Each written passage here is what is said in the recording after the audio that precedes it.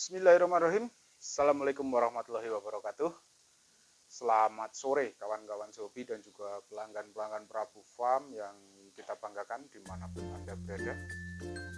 Pada sore hari ini saya lagi santai, habis pulang, mandi seger, waktu longgar, saatnya bikin konten, berbagi ilmu, berbagi tips, berbagi cara seputaran hobi dan dunia ayam hobi. Seperti itu. Kali ini kita bahas ayam hobi lagi. Jadi ada kala saya bahas pertanian, peternakan lain, peternakan domba ya, karena memang ya, saya kesenangannya itu berbagai macam kegiatan dan kebetulan juga ya mungkin bisa dianggap sebagai usaha atau bisnis. Saya memang seperti itu. Tapi yang paling intens ya tetap soal ayam hobi. Dan untuk pembahasan saya itu tidak monoton sebatas sebagai penjual, tapi kadang juga saya membahas sebagai peternak, kadang saya juga bahas sebagai pembeli. Jadi semua ilmunya kita sampaikan ya kawan-kawan. Karena terus terang saya itu tidak cuma ternak, saya juga pernah beli, saya juga pernah jual. Jadi seperti itu. Jadi tips-tips sekiranya ilmu yang bisa bermanfaat bisa saya sampaikan. Tentunya pasti saya bagikan pada kawan-kawan. Semoga bermanfaat, bisa menjadi ilmu yang barokah ya kawan-kawan. Amin ya rabbal alamin. Jadi kemarin saya bahas di video sebelumnya bagaimana cara menjual agar target jual kita tercapai. Sekarang kita bahas dari sudut pandang pembeli. Nah, jadi bagaimana caranya bisa mendapatkan produk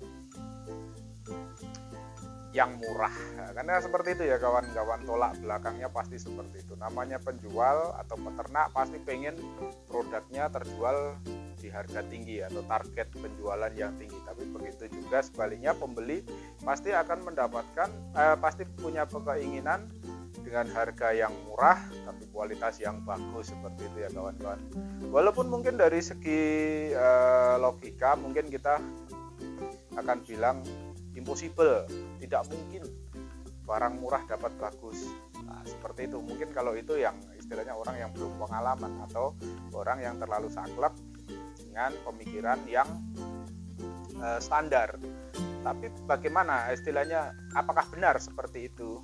Nah, ternyata kalau setelah pengalaman yang cukup banyak yang saya lakukan, ternyata tidak juga kawan-kawan. Bisa jadi kita dapat harga murah dengan kualitas yang bagus, itu bisa. Cuma, nah ini ada catatannya, dalam kondisi-kondisi tertentu itu bisa terjadi. Cuma tidak setiap hari, tidak setiap waktu, dan tidak setiap kesempatan. Terus bagaimana Mas caranya bisa mendapatkan produk yang bagus dengan harga murah? Nah ini, simak baik-baik, dengarkan suaranya agak tinggi, dikeraskan dikit, atau mungkin pakai headset biar lebih nyaman. Suara saya yang agak sumbang ini bisa didengar lebih friendly lah di telinga panjenengan. Dipakai headset aja, seperti itu ya kawan-kawan. Oke, jadi begini ya kawan-kawan. Tentunya kita udah tahu ya yang kita bahas komoditasnya apa. Jadi tidak perlu kita sampaikan karena di YouTube itu benar-benar sensitif sekali. Kita bahas nanti nggak, konten saya justru yang jelas. Pertama, dolarnya nggak bisa hijau. Yang kedua, resiko konten saya nanti dihapus. Jadi untuk komoditasnya kita udah tahu lah apa ya, seputaran ayam hobi seperti itu. Jadi pertama-tama untuk beli harga murah kualitas bagus, kawan-kawan harus bisa nyari satu penjual yang sedang butuh duit. Nah itu contohnya orang yang istilahnya mepet, tahanan atau kondisional yang benar-benar lagi kepepet. Tidak sedikit ya peternak istilahnya yang modalnya pas-pasan, mungkin untuk beli pakan aja dia repot atau merasa berat. Kalau tidak jual ayam dia nggak bisa beli pakan ayam, seperti itu contohnya. Itu pasti dalam kondisi-kondisi seperti itu tidak mungkin dia akan menargetkan harga yang terlalu tinggi. Misalkan target harga jualnya 3 juta, tapi dalam kondisi seperti itu bisa jadi ayam itu hanya atau produk itu hanya dia jual 1 juta. Karena apa? Karena dia kejar cepat, bukan target harga lagi yang dia capai, tapi target laku seperti itu.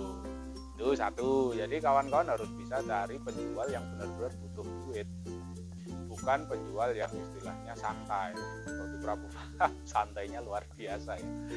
Mau dibeli silakan, nggak dibeli nggak apa-apa. Seperti itu prinsip saya, karena saya memang hobi ayam. Jadi ayam ini sebagai benar-benar penyalur hobi. Laku alhamdulillah, nggak laku tidak masalah seperti itu.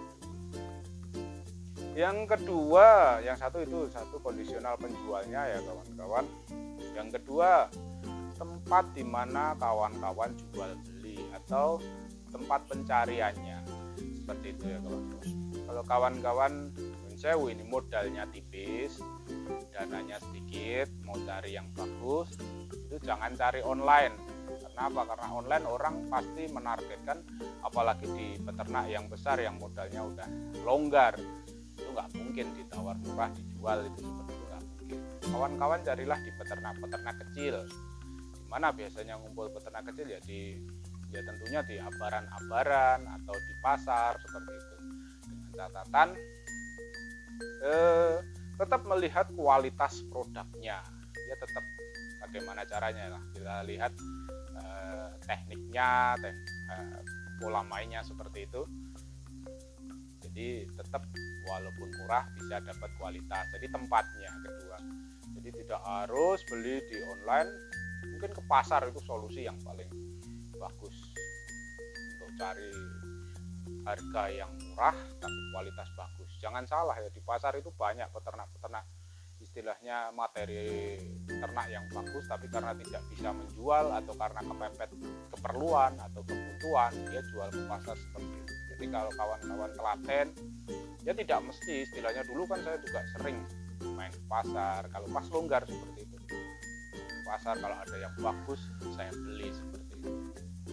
Dan itu worth it banget, istilahnya benar-benar terbukti.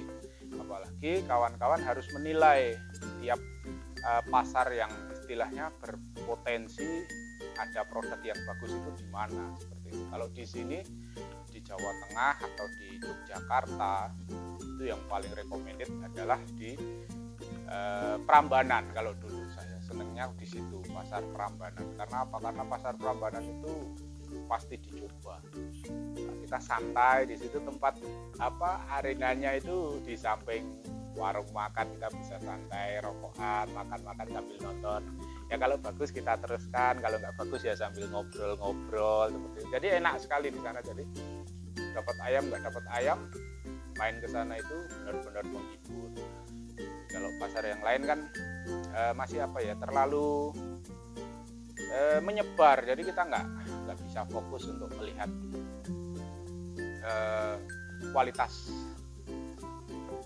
kualitasnya itu di situ. Jadi terlalu banyak bisa sana. Kalau di Prambanan enggak, jadi satu lokasi di situ ada. Jadi bergiliran dikasih waktu 5 menit apa 10 menit saya lupa itu. Nah, di situ. Mungkin di tempat kawan-kawan sendiri pasti ada seperti itu.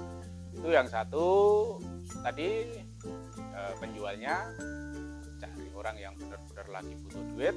Yang kedua tempatnya, jadi jangan cari di arena. Kalau cari di arena sudah pasti kualitas yang kesana itu jelas, kalau bagusnya kemungkinan 80% pasti bagus. Tapi yang orang bawa ayam ke sana atau bawa produk ternakannya ke sana, itu jelas orang yang punya duit. Jadi kalau kita mau cari yang murah itu susah. Kalau cari yang bagus mungkin ada, tapi kalau kita siap dengan dana yang cukup, itu memang kesitulah, karena bisa diuji sekalian, benar-benar teruji dan baru kita beli. Itu satu orangnya, dua tempatnya.